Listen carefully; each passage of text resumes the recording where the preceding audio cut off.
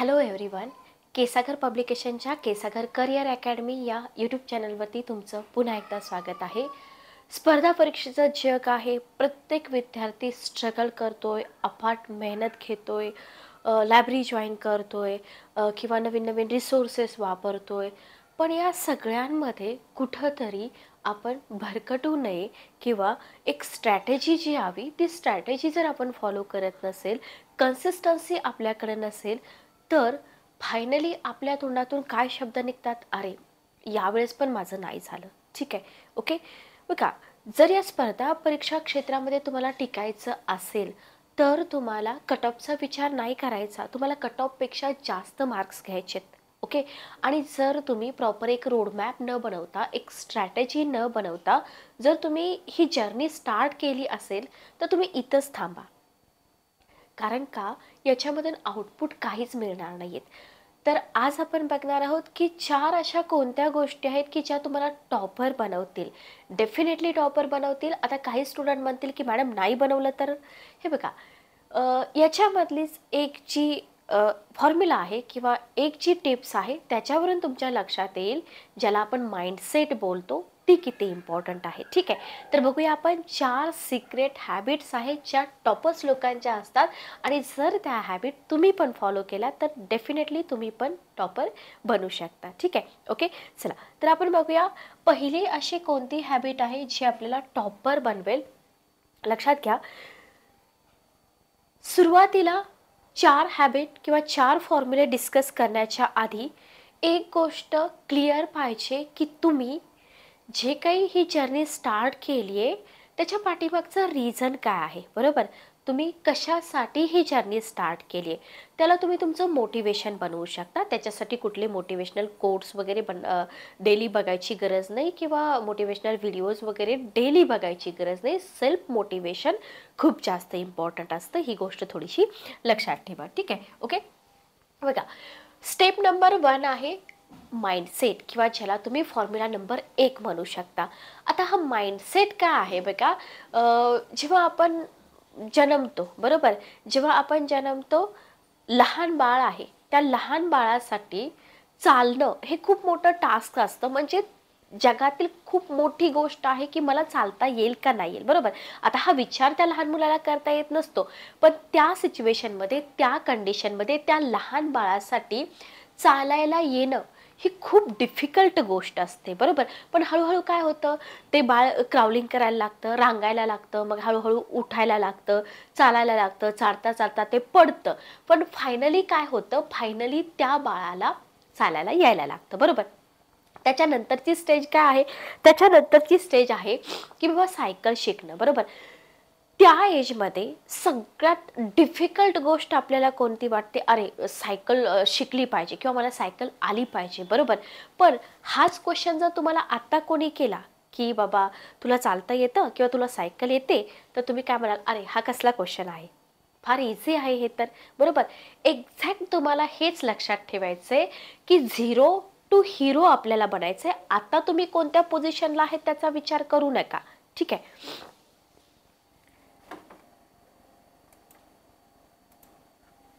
Okay. तर आता तुम्ही ज्या पोझिशनला आहेत त्याचा तुम्ही विचार करू नका.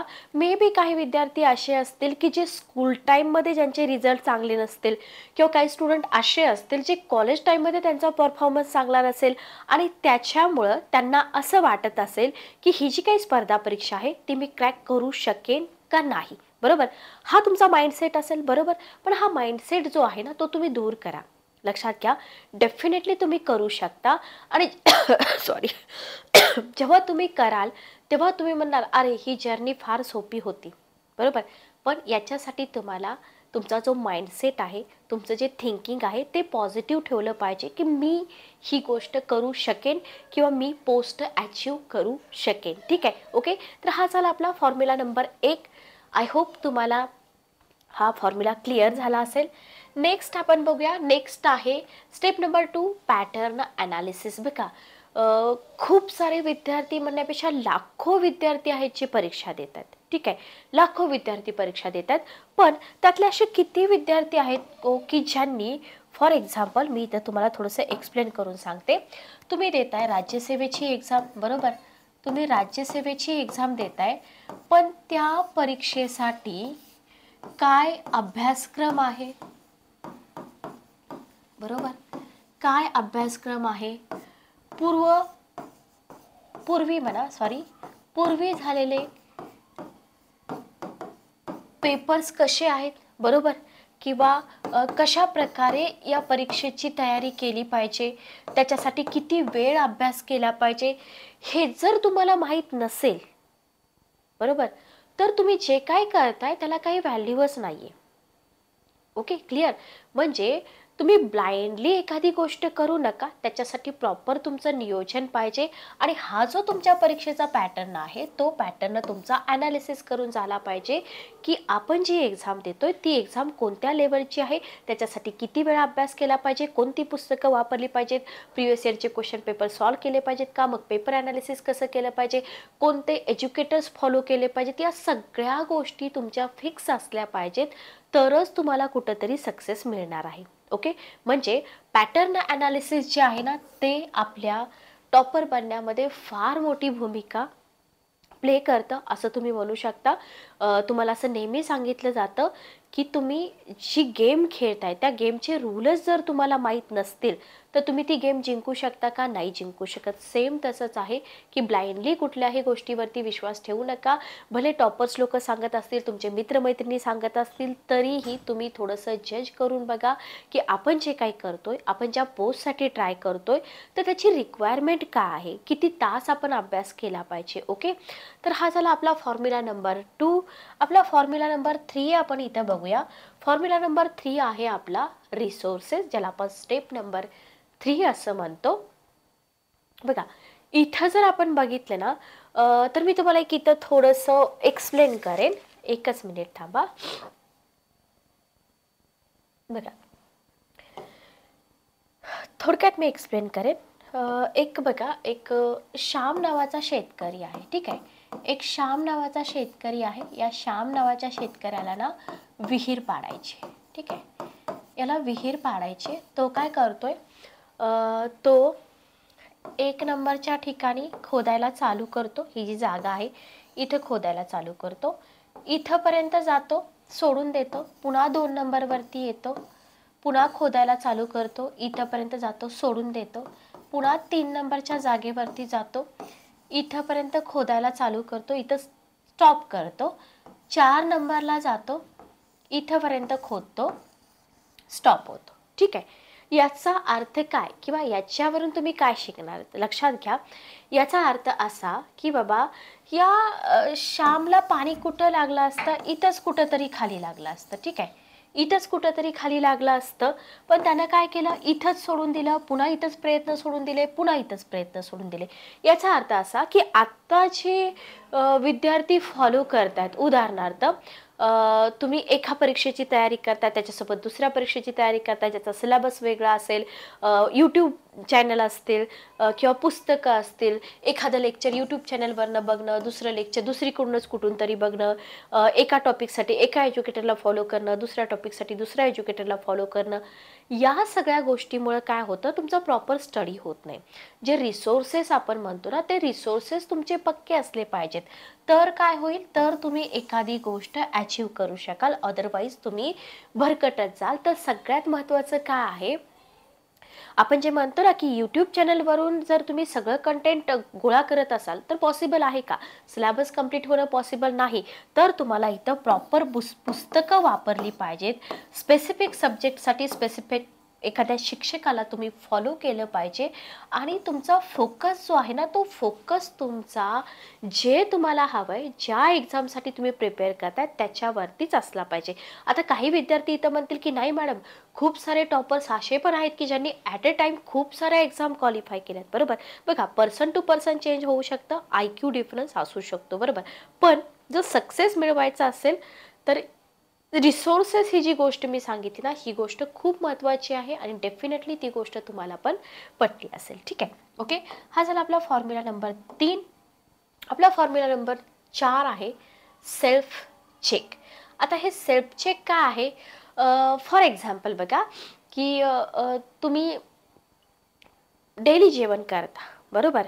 डेली तुम्ही एक पोळी खाता, डेली एक पोळी तुम्ही खात असेल किंवा 2 पोळ्या तुम्ही खात असेल. पण तुम्ही जर असं ठरवलं, की बाबा मी ना 8 दिवस जेवणार नाहीये आणि याच्यानंतर मी 8 दिवसांनी मी 8 पोळ्या एकदमच खाणार आहे. ठीक आहे? 8 पोळ्या एकदमच खाणार आहे. आपलं शरीर आहे बरोबर, आपल्या शरीराला डेली फूडची रिक्वायरमेंट आहे. जर आपण नाही जेवलो तर काय होईल? विकनेस येईल, चक्कर येईल किंवा आपली जी डेली फिजिकल ॲक्टिव्हिटीज आहे त्या फिजिकल ॲक्टिव्हिटीज आपल्या प्रॉपर होणार नाहीत, बरोबर? सेम अभ्यासाचं तसंच आहे. तुम्हाला किती तास स्टडी करणं झेपते बघा. काही विद्यार्थ्यांना 2 तास स्टडी करायला जमत असेल, काही विद्यार्थ्यांना 3 तास जमत असेल, काही विद्यार्थ्यांना डेली 4 तास जमत असेल. पण तुम्ही जर असं ठरवलं की बाबा मी महिनाभर काही अभ्यास करत नाही आणि मंथ एंडला मी काय करेन किंवा मंथ एंडमध्ये शेवटचा जो आठवडा राहतो त्या आठवड्यामध्ये मी डेली 10-10 तास अभ्यास करेन. पॉसिबल आहे का हो? अजिबात पॉसिबल नाही. सायन्स काय सांगतं किंवा सॉरी एक रिसर्च काय सांगतो की तुम्ही जो स्टडी करता ना, तुम्ही डेली जो स्टडी करता त्याच्यामधला 84% जो भाग असतो ना तो विसरतो. त्याला पुन्हा रिकॉल करावं लागतं, रिवाईज करावं लागतं. ठीक आहे, बरोबर? तर इथं लक्षात घेण्यासारखं काय आहे की तुम्ही सेल्फ चेक करा की तुमची कॅपॅसिटी किती आहे. फॉर एक्झाम्पल तुमचं आठवड्याचं नियोजन असेल, तुम्ही 2 तास अभ्यास करत असाल, त्याच्यानंतर तुम्ही 2.5 तास करा, तिसऱ्या दिवशी तुम्ही 3 तास करा, चौथ्या दिवशी तुम्ही पुन्हा 2 तास करा. तर अशा प्रकारे इथं आपण थोडंसं आपलं नियोजन केलं पाहिजे. आणि जर तुम्ही गॅप टाकत असाल, तुम्ही खूप जास्त गॅप घेत असाल आणि मी एकदमच करतो, जसं मी एकदम जेवतो, असं चालतं का? नाही चालत, बरोबर? याला म्हणतात कन्सिस्टन्सी. तुम्ही डेली तुमचा अभ्यास चालू ठेवला पाहिजे आणि सेल्फ चेक. कोणाशी कंपेअर करू नका. तुम्ही काय करू शकता हे फक्त तुम्हाला माहिती असतं. ठीक आहे, ओके? तर या 4 गोष्टी आहेत ज्या तुम्हाला टॉपर बनवतील. डेफिनेटली तुम्ही जर 100% दिले तर तुम्हाला या 4 गोष्टी टॉपर बनवतील. जाता जाता एक तुम्हाला मी छोटीशी गोष्ट सांगून जाईल की लाईफमध्ये स्ट्रगल प्रत्येकाला आहे. लक्षात घ्या, इथं प्रत्येक माणूस स्ट्रगल करतोय, बरोबर? उदाहरण घ्या की एका राजाचं सैन्य आहे. ठीक आहे, एका राजाचं सैन्य आहे आणि हे सैन्य जाणार आहे युद्धासाठी. ओके, या सैन्यामधले 80% शिपाई असे आहेत की जे पॉझिटिव्ह थिंकिंगनं युद्धात उतरणार आहेत की अरे जे होईल ते होईल, पण मी माझे 100% तिथं देणार आहे. ठीक आहे, ओके. आता 20% जे राहिलेले असतील ते म्हणतील अरे कसं होईल, आपण मारले गेलो तर काय होईल, निगेटिव्ह माइंडसेट, बरोबर? तर हा स्ट्रगल आहे, ही तुमची जर्नी आहे. रिझल्ट येईल, नाही येईल, पोस्ट मिळेल, नाही मिळेल, या सगळ्या गोष्टी बाजूला ठेवा. फक्त या जर्नीमध्ये तुम्हाला 100% द्यायचे आहेत हे तुम्ही विसरू नका. जेणेकरून इन केस, बघा, इन केस तुमचा रिझल्ट नाही आला तरी तुम्हाला रिग्रेट वाटायला नको. ओके, चला. तर याच्यावरती तुमची मतं काय आहेत मला डेफिनेटली कमेंट बॉक्समध्ये सांगा. अजून काही तुम्हाला जर शंका असतील, अभ्यासाशी रिलेटेड काही डाऊट असतील तर बिनधास्तपणे तुम्ही कमेंट बॉक्समध्ये विचारू शकता.